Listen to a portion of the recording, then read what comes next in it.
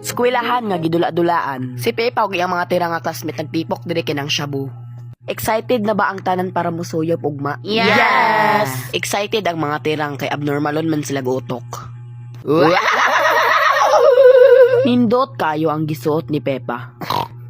Kay siya man di ito ang baboy nga manulisay sa salida. Bagay dyan mo ang costume bayot kay manulisay jud kag nawong. Angay gani pud kay balsamar para muhiyos imong tiyan. Hala. Paghilom. What if idala ti kag slaughter? Ambot. Na mauna pamigatla pag-ayo ha. Ngi murag siya wala nakitaan maganito ka Sabaw. oy na imong mama maayo. Kitoy-kitoy pud ang iro murag dili lagom iyang gisuot. Ang lagom nga iro maoy laay og kolorom nga iro sa salida. Hoy unsaon di pagsura? Na, di ka kabalo mo sura? Kami kikaraan na kaming manurahay. Awa, gusto kag sampol? Hay! Ikaw lagong na